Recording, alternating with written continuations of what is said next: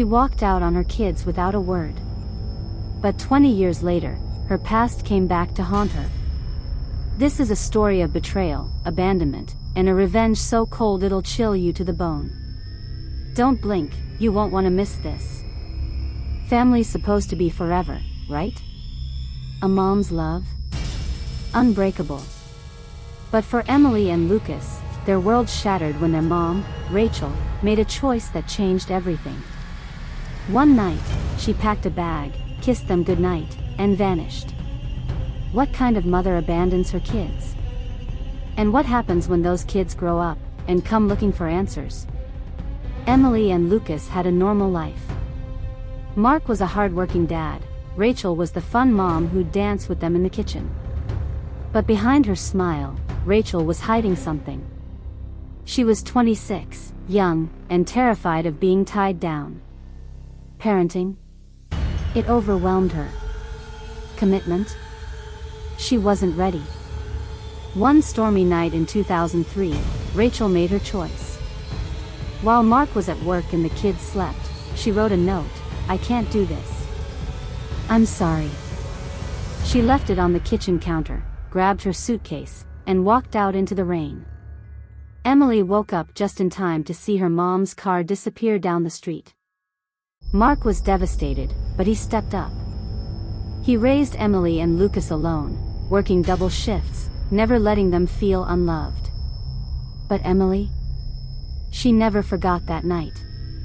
And she never forgave her mom. Before we dive deeper, hit that like button if you've ever been betrayed by someone you trusted. Because Emily's about to uncover a secret that'll make your jaw drop. Fast forward 20 years. Emily's 30, a successful graphic designer. Lucas is 26, a chef with big dreams. They've moved on, but the hole Rachel left never fully healed. Then one day, Emily's scrolling on Instagram, and there she is. Rachel. Living in Miami, posting about her perfect life, fancy vacations, a new husband, no kids in sight. Emily's blood boiled. Her mom wasn't just alive, she was thriving, acting like her kids never existed. But that wasn't the worst part. Emily dug deeper and found Rachel had started a blog, calling herself a free spirit who escaped a life that wasn't hers. Rachel wrote about leaving her old life behind, like Emily and Lucas were a bad chapter she could just erase. Emily showed Lucas, and he was just as furious. They decided it was time to confront her. But first, they needed to know why she left. They tracked down Rachel's sister, Aunt Karen, who'd stayed in touch with her. Karen was hesitant but finally spilled the truth. Rachel didn't just leave because she was scared. She'd been planning it for months, saving money in a secret account, telling no one, not even Mark. And there was more. Rachel had been sending Karen money to keep quiet. Emily and Lucas were stunned. Their mom didn't just abandon them, she planned it, lied about it, and paid to cover it up. But what they found next? It pushed Emily over the edge. The email was from Rachel to Karen, dated a year after she left. It said, "I'm starting over. Don't tell the kids I'm alive. It's better this way." Rachel didn't just walk out, she wanted Emily and Lucas to think she was gone forever. Maybe even dead. That was it. Emily wasn't just hurt, she was done. She and Lucas drove 10 hours to Miami, hearts pounding, ready to confront the woman who'd erased them. They found Rachel's address, a swanky condo by the beach. When they knocked, Rachel opened the door, and froze. "Emily? Lucas? How did you find me?" She said. "You thought you could just disappear? Pretend we don't exist? We know everything, Mom." Rachel tried to play it off, saying she left to find herself, that she wasn't ready to be a mom. But Emily wasn't buying it. And then Lucas dropped the real bombshell. They'd found Rachel's new husband, Tom, on LinkedIn. Turns out, Tom was a wealthy real estate mogul, who had no idea Rachel had kids. Tom thought Rachel was a childless free spirit. Lucas sent him everything: the blog, the emails, proof Rachel had abandoned her family. And Tom? He was furious. He confronted Rachel that same night, right in front of Emily and Lucas. But Emily had one more card to play. And it was about to turn Rachel's perfect life upside down. Emily didn't just want Rachel to lose her husband. She wanted the world to know who Rachel really was. She'd spent weeks compiling evidence: Rachel's blog, her emails to Karen, even financial records showing the money she'd hidden from Mark. Emily sent it all to a local Miami news outlet, anonymously. The story went viral. Rachel's free spirit persona destroyed. Her blog lost sponsors, her social media was flooded with hate, and Tom filed for divorce. Rachel's perfect life crumbled in days. But Emily and Lucas weren't there to gloat. They didn't need to. They'd already won. Emily later said confronting Rachel gave her closure, but exposing her gave her power. Sometimes, revenge isn't about yelling or fighting. It's about letting the truth do the damage.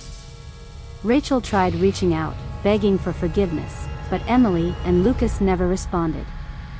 They'd spent 20 years without her. They didn't need her now.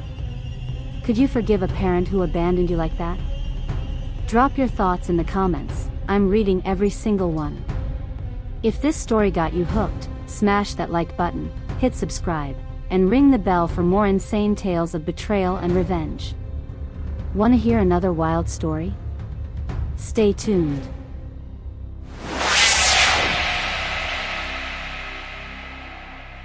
Mom's not going to make it. The words hit like ice against my skin. The nurse's face was kind but rehearsed. I was 11. My sister, Heather, was 6. We stood in the hallway of a sterile Michigan hospital while Dad stood inside, holding Mom's hand as the machines clicked slower and slower until they stopped. Heather screamed. I just watched, and then it dawned on me. Mom was gone. He changed the moment she was gone. Dad used to be soft-spoken. The kind who knelt when talking to us.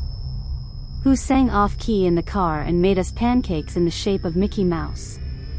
But after she died, he hardened. Not overnight, but fast. The first time he snapped was over spilled juice. Heather had tipped her cup over by accident. He grabbed her arm. Squeezed. You clean it. You take responsibility. She whimpered. It was an accident. His voice dropped to a low growl. Then life's gonna be hard for you.